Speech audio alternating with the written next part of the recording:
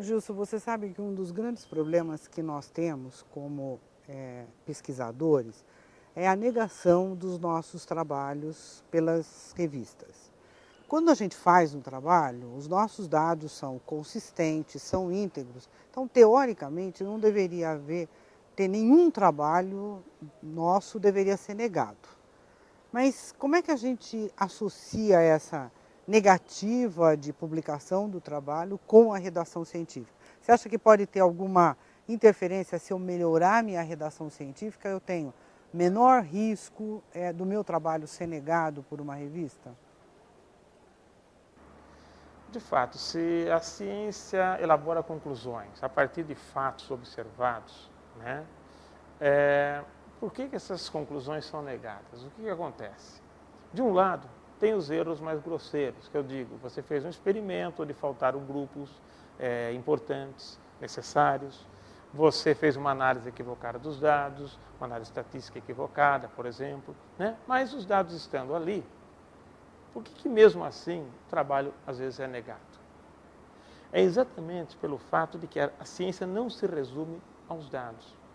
Ela vai além dos dados, ela usa os dados e parte disso para algumas conclusões. Então, veja, na discussão é um momento onde nós vamos fazer uma interpretação dos dados. Como nós lemos aqueles dados, que conclusões nós elaboramos daquilo. Isso é imaterial, né? E nessa interpretação pode surgir diferentes visões. Eu posso ler de um jeito, um outro indivíduo lê do outro.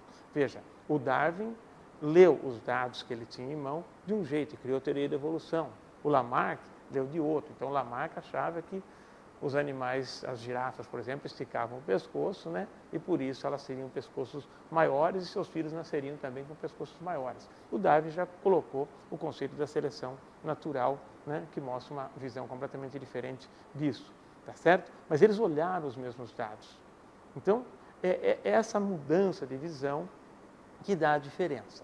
Eu vou mostrar como isso acontece, né, usando um exemplo mais simples, né, e mais geral, para que todas as áreas possam entender.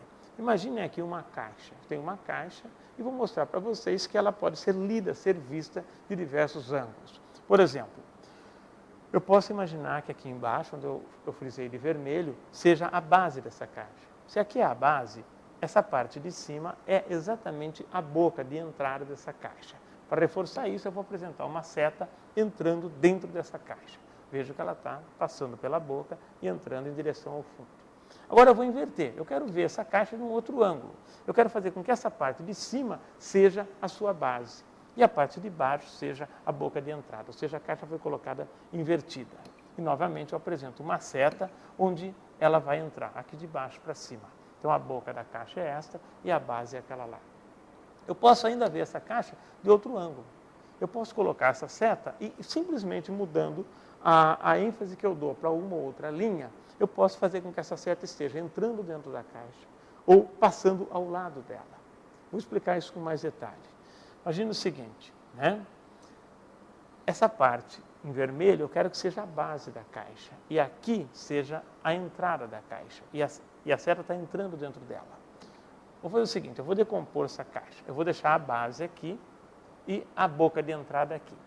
Eu vou deixar um pouco mais clara essa base para vocês jogarem essa base para o segundo plano. E tragam isso daqui para o primeiro plano, mais próximos de vocês. Então, isso vai para o primeiro plano, isso para o segundo plano. Tá? Então, voltamos lá. Segundo plano, primeiro plano. Agora eu vou colocar as linhas que formam essa caixa. Tá? Voltamos àquela caixa inicial, mas olhando nesse sentido. Aqui é a boca de entrada e aqui é a base lá no fundo dessa caixa. Tá certo? Agora, então, eu vou colocar a seta entrando em direção à base. Para melhorar essa visão, eu vou tapar, né, essas laterais para ficar mais claro o que eu estou dizendo. Olha, eu tapei aqui, tapei a outra lateral e, de fato, a seta está entrando dentro da caixa, o fundo está aqui. Agora, vamos fazer uma coisa diferente, né? Eu quero mostrar que essa seta está do lado de fora da caixa.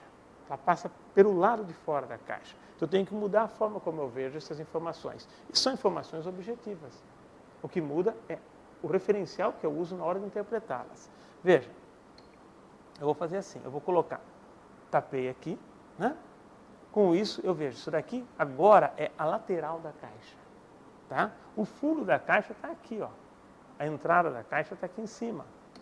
Eu vou colorir esse fundo, só que não dá para aparecer tudo, porque isso aqui agora é opaco. Tá? Então eu tenho uma lateral da caixa aqui, outra lateral aqui, outra lateral aqui, outra lateral aqui, transparente, que me permite ver o fundo. E a seta está passando pelo lado de fora da caixa.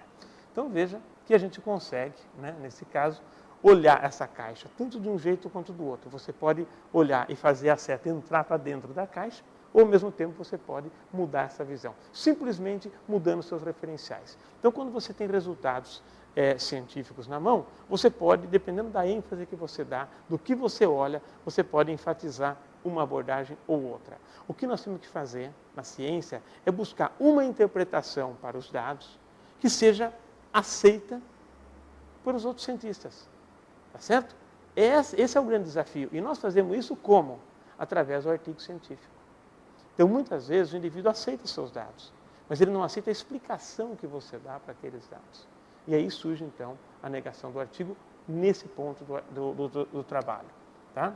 Veja, então, basicamente, nós temos amostragens, delineamentos de estudo e técnicas de coleta de dados, seja qualitativo, seja quantitativo. Nós coletamos esses dados, olhamos para esses dados e os interpretamos. A interpretação são nossas conclusões.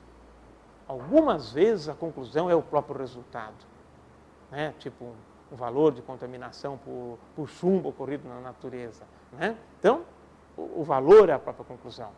Mas, na maioria dos casos, a conclusão está além desses dados. Certo? Você pega pistas e conclui a lei. Muitos cientistas têm medo de dar esse salto. E aí, então, eles fazem trabalhos presos aos dados, nunca vão entrar em revistas de alto nível. Né? Outros dão um salto de forma muito precipitada, também não entram em revistas de alto nível. O ponto está em saber até que ponto eu posso avançar e até que ponto eu não devo avançar. Tá certo? Isso daqui que eu estou colocando está relacionado estreitamente com o conceito de conhecimento científico. Eu posso pensar o conhecimento científico como sendo aquele, tudo que você construir de conhecimento usando as credenciais da ciência, ou seja, metodologia científica, controle de variáveis, análises tais e tais, usou as técnicas corretas, o que você produzir é um conhecimento científico. A partir daí eu publico. Eu publiquei, aquilo lá virou conhecimento científico. Não é assim. Se fosse, seria fácil. A única barreira seria a barreira dos revisores, que é uma barreira difícil, mas não é tão difícil assim. Porque o revisor nega e escreve porque negou, e você pode contrapor. Né? O difícil não é isso. O difícil é que nós estamos conversando com a nossa comunidade. Está aqui nossa comunidade, ó, que são os cientistas. Eu não estou falando com a comunicação fora da ciência, eu estou falando com a comunicação dentro da ciência, entre os cientistas. E você não sabe quem são eles. Moram nos diversos lugares, né, vários países, e é com essa comunidade que se preocupa com as mesmas coisas que você está conversando. E se eles não aceitam o seu trabalho não existe. Se eles não conseguem pegar o seu trabalho não existe. Então, veja, a ciência, né, o conhecimento científico é aquele que, na verdade, é aceito por uma parcela significativa dessa comunidade. Se eu perguntar para essa comunidade qual a resposta a tal questão, ela vai me responder com aquilo que eles aceitam, não com aquilo que eles não aceitam. Se o seu trabalho não foi lido por essa comunidade, eles não vão responder usando a sua informação. Se o seu trabalho não foi aceito por essa comunidade, eles também não vão responder com essa informação. Então, o nosso trabalho como cientista é encontrar respostas às questões e convencer os outros cientistas de que aquela resposta é a melhor e a mais adequada para aquele momento. Não significa que é verdade. Às vezes o seu trabalho é verdadeiro, mas não é aceito. Às vezes a sua conclusão não é verdadeira e é aceita. Esse é o status da ciência. Né? Quem quer outra coisa tem que buscar outro setor que não o científico. Se quer verdades, vai para a igreja. Certo? O conhecimento científico é provisório. E o que é provisório dele? Não os dados, mas a interpretação sobre os dados.